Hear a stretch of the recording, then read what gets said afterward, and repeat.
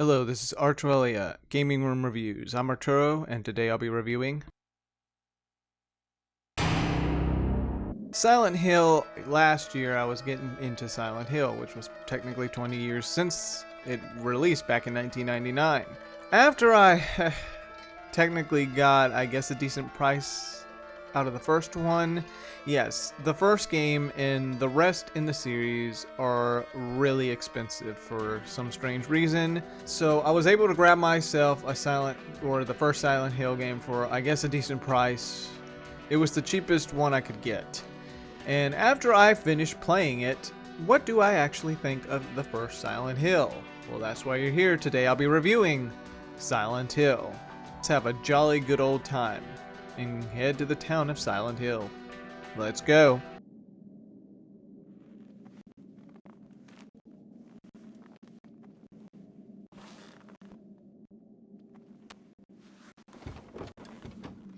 Harry and his daughter are going to Silent Hill for a vacation until he sees a girl wandering into the road, which he swerves to avoid hitting her. Once he wakes, his daughter is gone, and he now has to find his daughter, who, for some strange reason, wandered off. And once you end up finding her, she still, runs off into the depths of Silent Hill. And Harry will now have to look for her in this big nightmare. And it's not Nightmare on Elm Street, no. Where are you going? Hey, wait! Stop! Overall, the plot is fine, but it does have some weird stuff, especially at the end. While I heard it may have taken some ideas from a Stephen King story, I may be wrong. I've only heard it from YouTubers or a YouTuber. When you find out this supernatural thing that these certain people were doing, the plot does fill in the gaps of what the heck happened to this town, but still, it's a little weird. Characters are fine with some history to them. The voice acting is a hit or miss, so you'll be noticing that, especially with Harry. The music in this game is great. It gives that very odd feel to the experience. Metal sounds, creepy tunes that appear at points. It's just interesting. On top of that, some stuff I found out about the music. There's a specific song that literally uses a thing that dentists use to clean the teeth, and it adds a weird sound to the song. Overall, the gameplay is good. I had fun playing this, but my least favorite thing in this game is probably the puzzles. While it plays with your mind and it exercises your mind, the problem is that some were not. Some didn't click with me. Most of the time I had to end up looking up how to solve a puzzle. So they're not my favorite part of this game. On top of that, when I first played this game, exploring Silent Hill, while it's fun, but when you don't know where to go, it does drag. While it can, keep you entertained for several hours, make the game last longer, this was something that actually made me feel a bit tired after a while, just wandering, not really knowing where to go. At least the first time I started playing this game. When you get a gun, it does lock on target, and it's pretty simple. Certain weapons are stronger than others, but I usually use the guns in the game. Sometimes I would use particular weapons if I didn't want to waste ammo.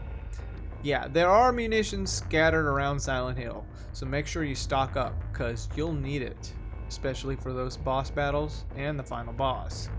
Now, interesting enough, there are some stuff or specific stuff in the game that doesn't really give you hints on or tells you what to do. And due to them not giving you any hints, it will actually affect the ending. Certain things that you can do or not do, depends on your actions or what you're not exploring, will affect the good ending or give you the bad ending. The game is clever when they don't specifically tell you what to do, like doing this or that or figuring out the puzzle. While I was close to getting the bad ending, the problem was I didn't have enough ammunition to finish my first run. So what I had to end up doing was redoing the game all over again, but I sped through it real fast. So yes, to keep those munitions in handy. The gameplay mechanics yeah, they're fine. The camera is, good. It just focuses on the character moving around. Making Harry run, you just press down on the square button. I would advise not using the analog stick. It doesn't work well. I just use the regular buttons on the remote instead. Fighting is also simple and no issues. Sometimes you get lost and you don't know where to go. Either the map will show you or you have to figure it out on your own. Inventory stores a lot of items for you to use for the puzzles or to fight the creatures in Silent Hill. For that you have a radio that will detect creatures ahead.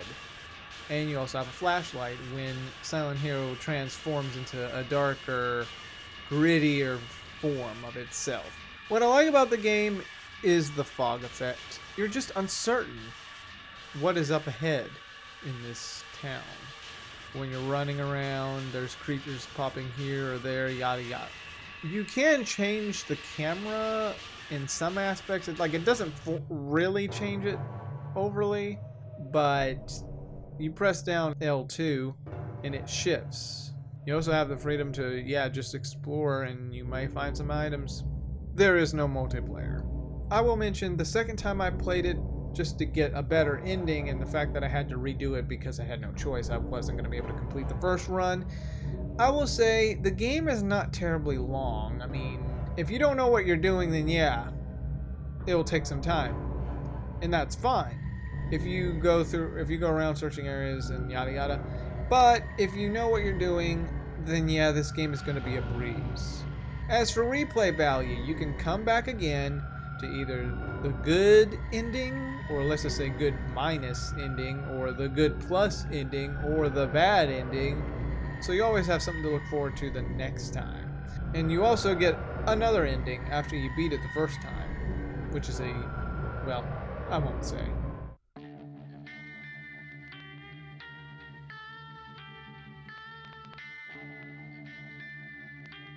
Silent Hill is something really interesting. It was an attempt to make a horror game from Konami since the release of Resident Evil and its success. Silent Hill did take a different approach. It also got inspired by pop culture over here. And I gotta say, it's a clever game. While some stuff is weird when it comes to the plot, overall it was a good story. I liked it. It's another classic horror game and a title that you would recognize, Silent Hill. I'm going to give it an 8.5 out of 10. So if you want something different besides zombies and, if you want psychological horror, this is one of the series that I would highly recommend. I will say though, the rest of the series along with this are pretty expensive. I know the first one is up on PlayStation Store, so you'll be able to get that. But the other ones are going to be a challenge, let's just say. As for my recommendations, Silent Hill 2, 3, 4, and then I guess the other ones.